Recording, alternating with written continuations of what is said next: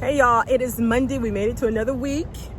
A little something about me. I don't like to plan videos, okay? I would do this live, but just in case, like I get attacked by the ants, I'm out here just hanging out in the parking lot of my job actually today because I ran out of time waiting on the guy to stop cutting the grass at the park. I was in a beautiful park, but they were doing maintenance, so I'll try that again tomorrow. I like being outside. It's a great space for me. It reminds me, number one, that the world and life is so much bigger than I am. I heard somebody say over the weekend, don't drown in a cup of water. And I think we do that a lot of times because you get so consumed with your circumstances. And that's how it is when you have turmoil on the inside, when you're miserable, when you're hurt, when you're disappointed or whatever you're going through.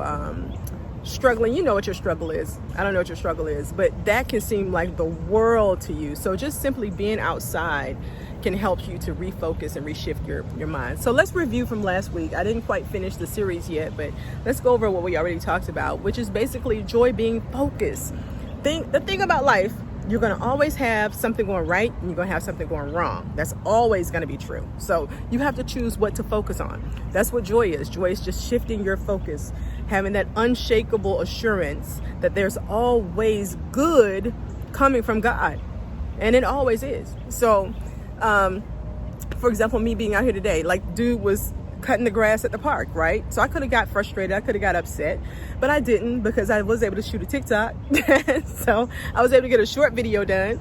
And even being out here, it's weird because my coworkers are pulling up, but they're going to have to get over it because life is too short to be miserable. And I'm all about focusing on joy. And I'm all about, as I'm taking this journey, helping somebody else along the way because that'll keep me motivated and it'll also keep me accountable too. So I got this nice little spot. It's okay. It's right by the interstate. The interstate is right behind those bushes, that fence, actually, that vine covered fence. And so it's loud, but we're going to make it do what it do. I'm getting text messages coming in. But yeah, so again, you're going to always have things going right in your life. You're going to always have things going wrong. You have to choose. You have to make a conscious effort to focus on what's going right because whatever you focus on is what you're going to have more of. You know how life snowballs. You focus on the one thing that's wrong, which is going to cause you to be aggravated, which is going to cause your interactions to be bad, which is going to cause your relationships or whatever to be bad. And you know what I mean? So you focus on that one thing, which the one thing you may say, girl, I got more than one thing. It's this, is this, is this. I got you. I believe me, I understand. Okay. But no matter how much you have going wrong, if 98% of the things are going wrong, 2% are going right. Focus on that. And I'm not talking about being a flaky, positive thinker. The fact of the matter is, it's not about positive thinking. It's about being intelligent and making an intelligent choice, deciding that life is too short to be miserable. I'm going to focus on the good. It's as simple as that.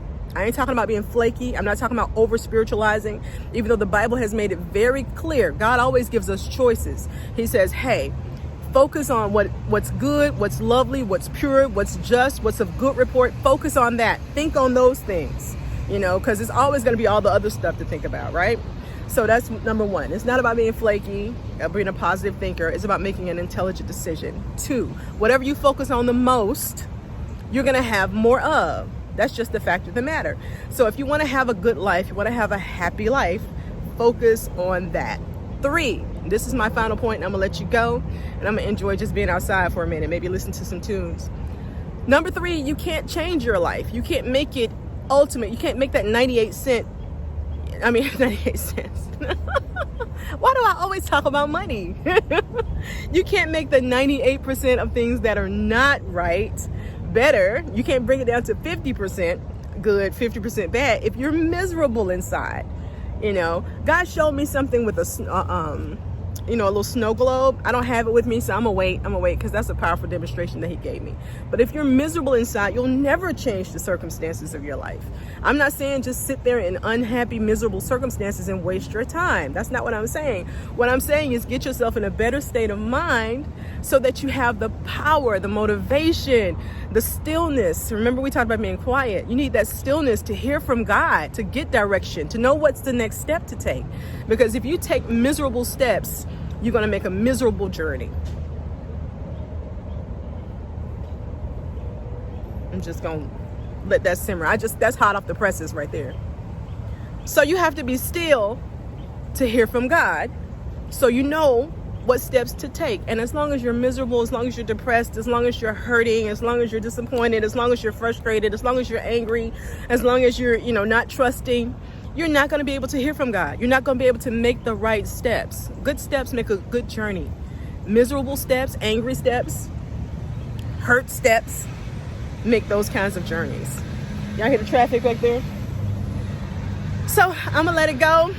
5 minutes. We're gonna get back into it this week, talking about joy, focusing on joy, maintaining joy, and being still. Before I started making videos, I was talking about how God was showing me to be still. Just be still, just shh, shh, right? And that's not just surface, not just me talking like this, but it's also in your heart and in your mind. And one more quick note, be patient. Be patient with yourself. Temper your expectations. Be patient with others. I tell you, when you say be patient, you think I'm talking about with everybody else, but I'm talking about with you too. Be patient with yourself, and don't let anybody make you feel bad for any mistakes that you make. Don't let anybody put you in bondage like that, because you're a work in progress. So progress, honey. Any progress is better than no progress, right? Be patient with yourself. Temper your expectations, and focus on the good. And we're gonna get this life. Okay? Life is too short to be miserable and unhappy, and I ain't about it. So let's get happy, let's get joyful. Today is day 1, it's Monday. Everything you do, every decision you make from this point forward affects everything that happens to you tomorrow. So let's get it.